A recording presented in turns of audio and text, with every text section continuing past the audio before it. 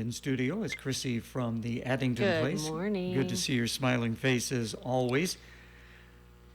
You can respond. Yes. Okay, very good. Good morning. Very good. So coming up tomorrow, the first Tuesday of the month, something that people should know about. I think so, and we've been doing it for quite a bit. So it's always the first Tuesday of the month from 1:30 p.m. to 3 p.m. Elizabeth Hurd, the chaplain from the Alverno, and myself, we facilitate a dementia caregiver support group, which I think is a great opportunity for people in the area to come together and know that they're not alone in this journey because, as we know, dementia can be highs and lows. So we do that at Grow Clinton because we don't want anybody to feel like we're trying to sell them something. We simply want to be support for them.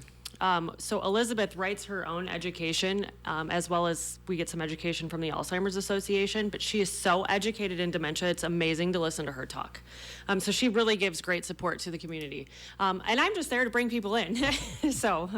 So again, that's coming up tomorrow afternoon. You said you've been doing this for a while. You would like to see a few more in there because you know the need is probably there. I sure would.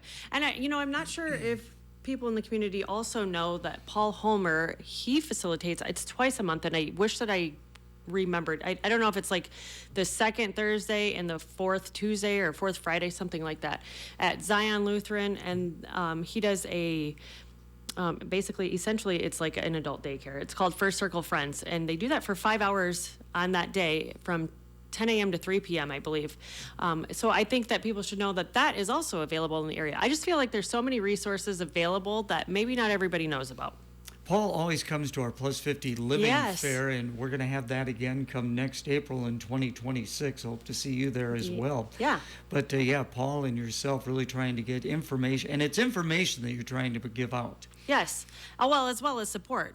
What a great thing if you're a caregiver to somebody with dementia, to be able to take them somewhere where you know they're going to be cared for and give you a 5-hour break.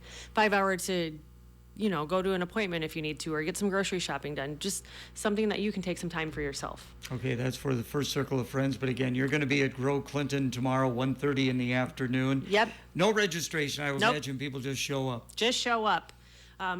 Elizabeth always comes prepared with something to talk about. And if we have somebody come and they say that they would like to be educated in a certain thing, she, of course, will put that on the roster for the next month. So that is great. Yeah. Is there, you've done a few of these, some Q&A, I would imagine. So much. And when we first started it, that's what it was like, too. Like, are we going to just educate, or are we going to do some Q&A, just some round robin? So it varies every month. So whatever the people need. So. Okay, well, there you go. Hopefully you can get a few more people in there for you. Tomorrow, 1:30 at Grow Clinton. So, trick-or-treat's coming up there at Addington Place. Isn't it crazy it's October already? So yes, we are going to have trick-or-treat on October 25th. That is a Saturday. I believe it's from 1 to 3. We wanted to do that after lunchtime. But this is a huge event for us at Addington Place. And of course, the residents love to see the kiddos come in dressed up. So this year, like we did last year, I feel like it just worked better. We'll have our residents stationed outside of their apartment doors so the kiddos can walk down the hallways to trick-or-treat. Just like trick-or-treating, except it's indoors at Addington Place. So now, do you supply the residents with the candy, or they get to pick their own candy? They pick their own. Of course, we have some. If somebody, doesn't make it to the store, then they can participate as well. We used to do it in the library or in the living room. The kids would just come in, and we had so many come that it just was crazy. Okay. So we said, let's do this apartment to apartment, and it seems to work better. My Aunt Garnet always used to give away full-size candy bars. Yeah. Does anybody do that? I'm sure there is. I can't remember if anybody did it last year.